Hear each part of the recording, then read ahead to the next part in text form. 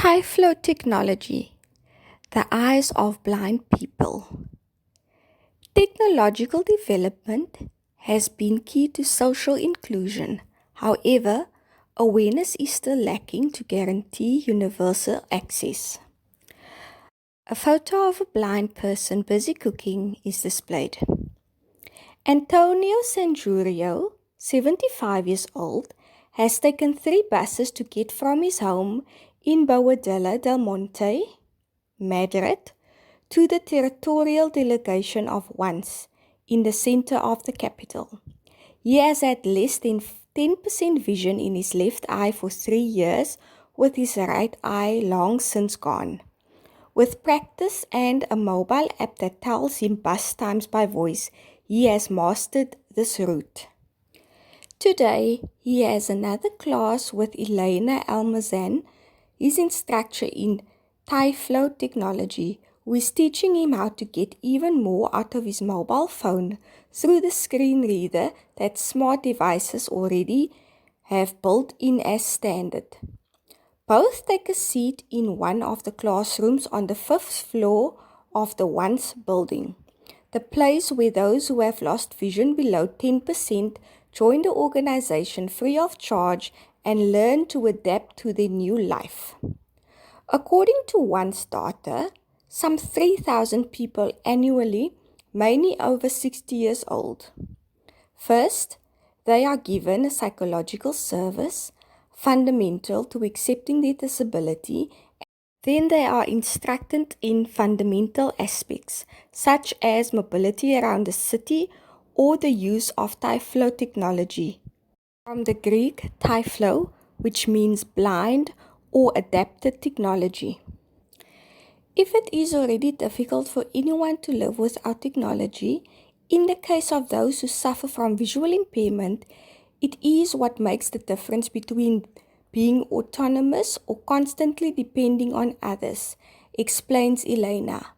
This is one of the many Typhlotechnology instructors that once in all the Spanish provinces, the Typhlos, as the students affectionately call them. Its mission is to teach blind people to get along with Typhlotechnology, either through keyboard shortcuts on the computer that allow them to navigate web pages and the rest of the device, or with smart and touch devices with dozens of gestures of 1, 2, 3, and 4 fingers, 5 even in the case of tablets. Remember, Antonio, that with a long touch of 2 fingers, you silence the screen reader. Now, do you remember how we used to go back to the applications menu? He tells his student. In the class, Antonio is learning how to download audiobooks from the Once library, which has more than 70,000 titles. I am an unrepentant reader, he laughs, and this was what I was most excited to learn. Typhlotechnology classes for adults are individual. Each person has a different level of learning and different needs, explained Almazan, who adds that it also depends on the use they are going to make of the technology to work or study, for example. Age and previous experience with technology play a role. For older people, it may cost a little more, although there is everything. On the other hand, in younger people, much more dexterity is noticeable, says the instructor. For the little ones, the introduction to use of these adapted technologies is carried out collectively in the educational resources centers of once, in which they are provided with everything they need so that they can be one more in the classroom of the school. Azia Vasquez, 40 years old, remembers how his Typhlo taught him to get along with the technology that was unavailable almost 3 decades ago. Although he was born with poor vision, until the age of 12 he could read with enlarged print. In adolescence, he completely stopped seeing. When you don't see anything is when you realize that technology is essential for practically everything. Vasquez says in a telephone conversation. When I was little, there were things that made our lives a lot easier, like typewriters, braille, note takers. How is technology adapted for people with visual impairments? Elena Almazan has been working as a Typhlotechnology instructor since 1993 and, in her opinion, the biggest technological revolution for visually impaired people has been screen readers and smartphones. The most important thing is that they are already integrated regardless of the operating system. In the past, you had to buy a computer and, apart from that, the screen reader, she explains. Although technological innovation has been perfecting these programs, there are always models and versions that respond better than others. Once lends its members one of the best advanced screen readers currently, JAWS, free of charge, which is used for both home and work positions and whose market price is around €1,000.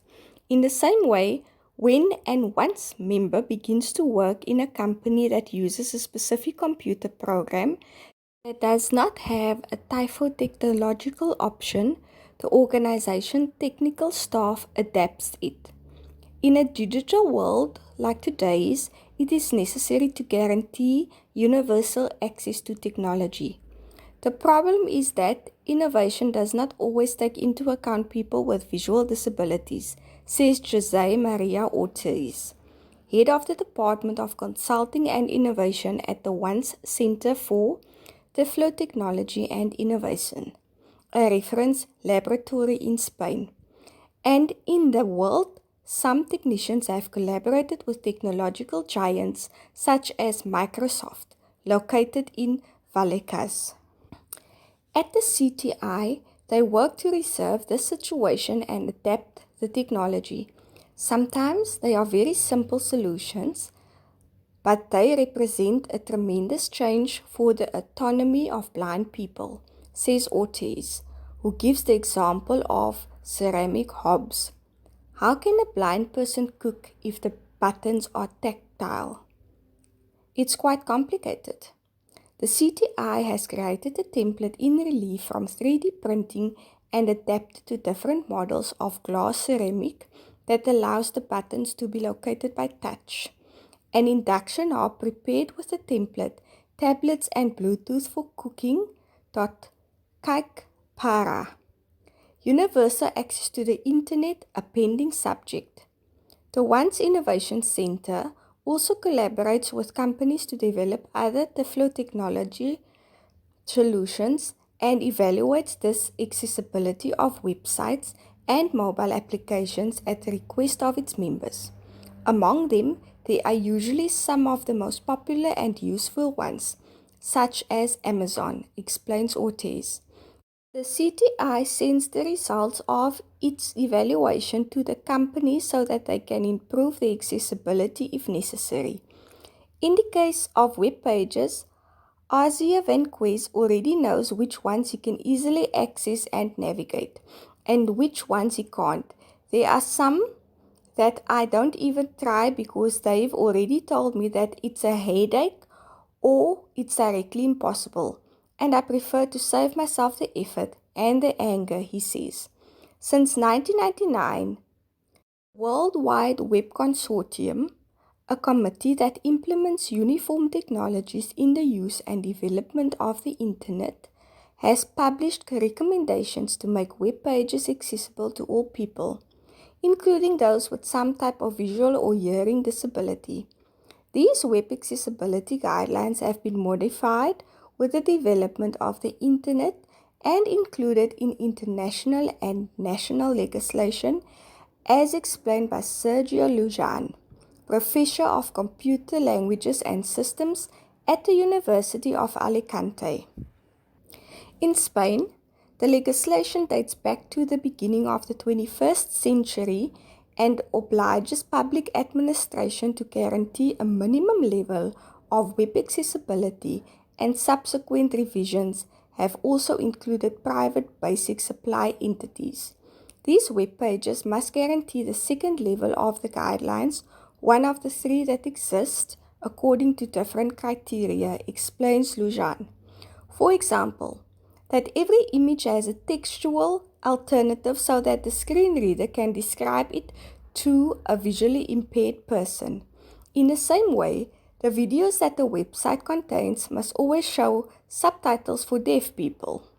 You also have to take into account the contrast, the size of the letters and icons, sums up Lujan.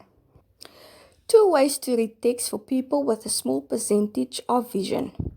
However, there are still websites, such as the official website of Moncloa or that of Renfe Visuares, among other examples, that do not guarantee the accessibility guidelines according to the legislation. As Vasquez adds, another recurring problem is that many pages are only accessible on the main screen, but not the rest. It's like putting a ramp to access a building and then everything inside is full of stairs, he claims. Although there is a sanctioning system for the lack of web accessibility, not many people report it because it has to start from a particular initiative, and that implies knowledge of the subject and a lot of effort, explains Lujan. A 2018 European Union directive incorporated the need to contemplate these guidelines for web pages in their mobile versions, as well as applications. But, as Lujan indicates, the updates to these technological accessibility guidelines and their transpositions into legislation countries are too far behind compared to how fast technologies are evolving. The Radar COVID app, without going any further, had many accessibility problems. The University of Alicante professor gives us an example. In Spain, there are almost 1 million people who suffer from some kind of visual disability. According to the latest Surgery on Disability, Personal Autonomy and Dependency Situations, published by the National Institute of Statistics more than a decade ago. Of these, more than 70,000 have visual impairment below 10%, as pointed out by Once. Guaranteeing universal access is not costly if the web design or the development of mobile applications were originally carried out taking these guidelines into account, as Lujan explains. For this to happen, more awareness is needed, especially in this race to digitize economy.